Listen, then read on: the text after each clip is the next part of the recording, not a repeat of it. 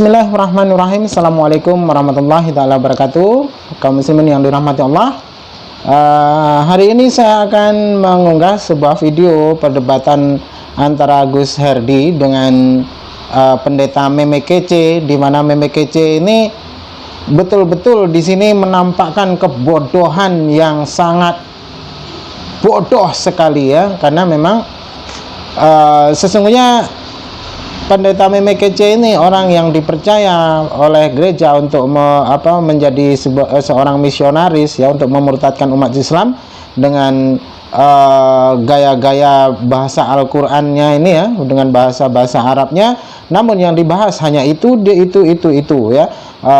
Katanya hadis itu menyesatkan, tapi dia sendiri mengutip-kutip hadis, kan aneh. Nah, di sini nampak betul lah bodohnya ini ya. Nah, sudah pun begitu, tanpa ada rasa malu ya. Dari sini nampaklah bodohnya, bahwasanya dia mengaku pernah kerja di Arab ya, menjadi seorang desainer ya, padahal desainer itu kan perancang busana. Nah, ini katanya dia desainer untuk merancang bangunan.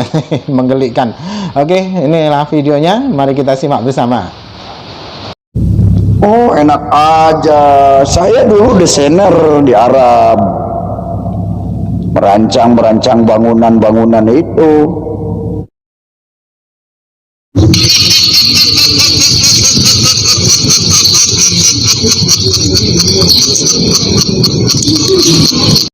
Enak aja jadi babu.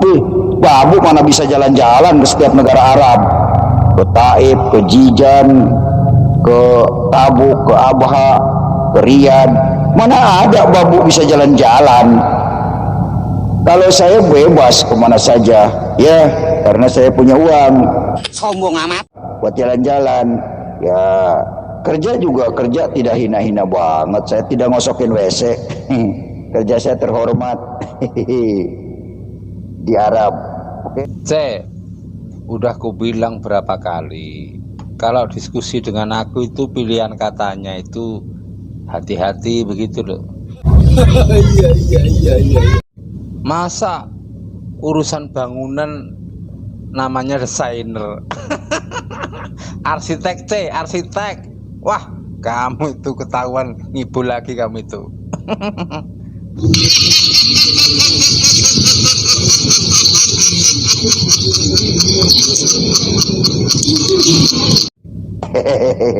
Kan di sini bikin lucu-lucuan, jangan terlalu serius. Lupa saya. Arsitek, ya bener. Bener Gus Sandi. Ya, arsitek maksud saya, cuma lupa. Jadi saya ingat saya desainer kayak bikin kaligrafi begitu, kayak bikin spanduk itu. Ini lupa saya itu. Jadi ya pengen tahu aja, agak yang di sini itu kritis enggak gitu, pada cerdik enggak, paham enggak gitu kalimat itu. Itu maksud saya Gus Andi.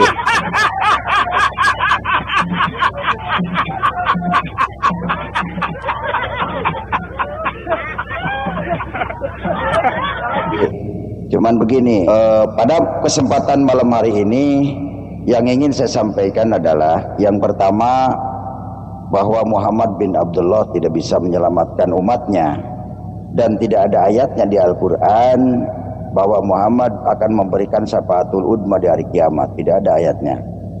Jangankan untuk umatnya, untuk anaknya sendiri, Fatimah, ada hadisnya mengatakan, wahai Fatimah anakku, banyak-banyaklah berbuat baik, karena aku tidak bisa menyelamatkan kamu. Begitu.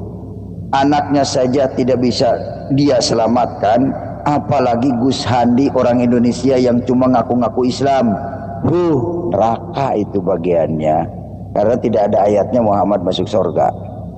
Begitu Gus Handi. Ini yang paling penting ingin saya sampaikan pada malam hari ini, supaya jangan terlena di dalam kesesatan, begitu ya Gus Andi.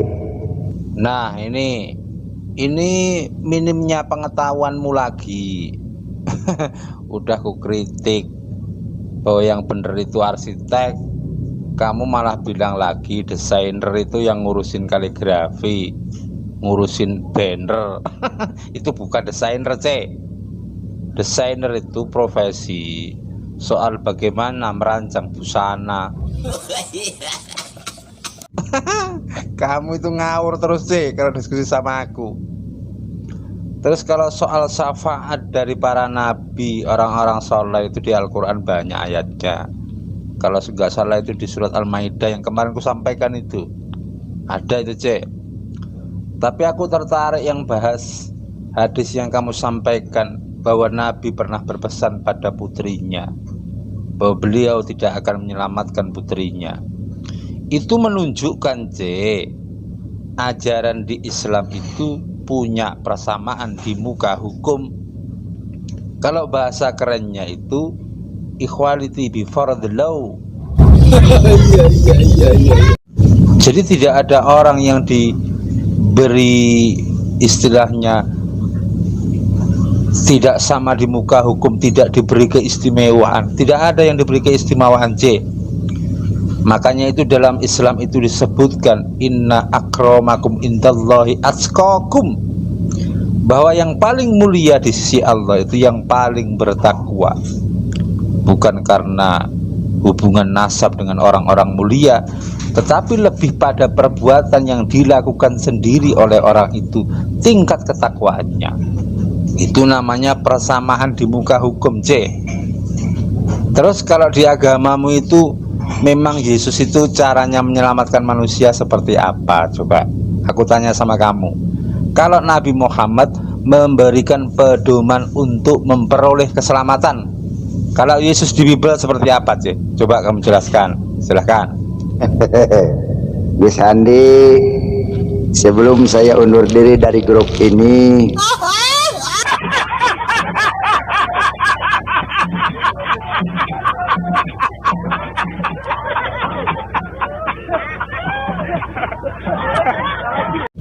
saya mau kasih tahu bahwa hadis itu yang melecehkan Al-Quran. Melecehkan bagaimana? Yang pertama, Al-Quran sudah berkata sempurna. Kenapa harus pakai hadis? Kalau Al-Quran harus tidak bisa berdiri sendiri, berarti tidak ada kesempurnaannya itu.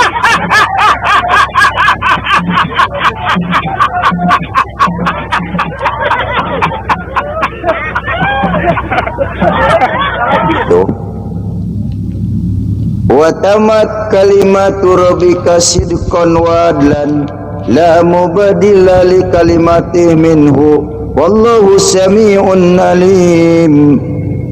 Jelas telah sempurnalah kalimat-kalimat Tuhanmu dengan benar dan adil. Tidak bisa diubah-ubah kalimat Tuhanmu, apalagi ditambahin hadis. Ini hadis ini, Gus Handi, yang justru merendahkan Al-Quran, menganggap Al-Quran tidak sempurna, dan tidak ada ayatnya di Al-Quran bahwa Allah menurunkan hadis dan fikih. Tidak ada. Justru orang yang membuat hadis dan fikih itu menyimpangkan akidah umat Islam sebetulnya, cuman kan tidak disadari itu. Begitu ya. Yang dibenarkan oleh Allah itu adalah Taurat dan Injil, sebagaimana dikatakan surat 3 Ali Imran ayat 3. Begitu Gus Handi dalilnya. Jelas ya. Selamat malam, selamat berpisah, sampai jumpa lagi.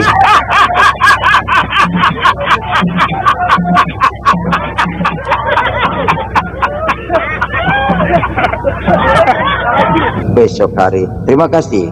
Tuhan Yesus memberkati saudara Gus Handi dan saya. Haleluya, amin. Nah, ini kedunguanmu yang keempat kalinya.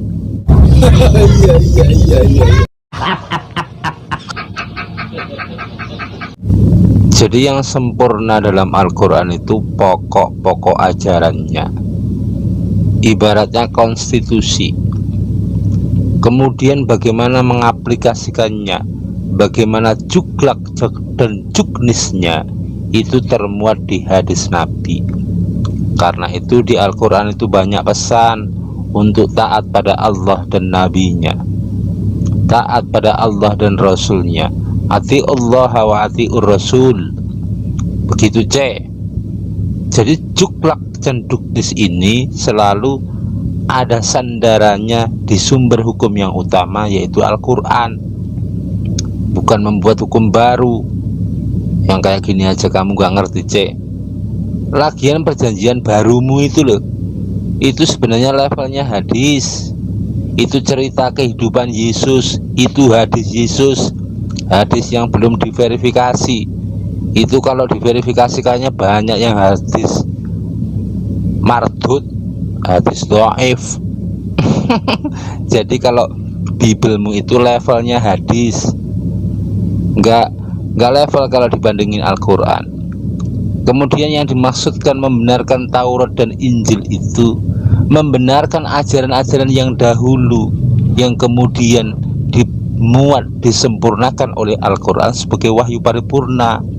Tapi ingat, Taurat dan Injil bukan Al-Biblos. Dungu. Nah, demikian tadi ya sebuah pernyataan pendeta Memekece di mana dia telah pamer kebodohan, pamer ketololan, di mana dalam keadaan berdebat hanya itu dan itu yang dibahas, dan sudah pun disanggah itu dan itu. Dengan saya dahulu juga itu ya yang dibahasnya sudah saya sanggah, malah cerita bahwasanya hadis itu dongeng. Nah, ketika saya sampaikan bahwasanya kitab yang dia imani itu adalah hasil penyelidikan, seperti halnya jika zaman sekarang dituliskan oleh penyelidik yang dikata wartawan, itu marah, dia mau melapor polisi. Gila ini orang ya. Memang itulah. Wah, ketika Islam menuntut orang manusia itu wajib berakal sehat, tapi dalam kekristenan dia menuntut untuk membuang akal sehat. Oke, demikian saja yang dapat saya sampaikan hari ini, karena hari hujan ya, takut tidak dapat bersuara pula takut bising ya. Jadi saya akhiri video ini. Wassalamualaikum warahmatullahi taala wabarakatuh.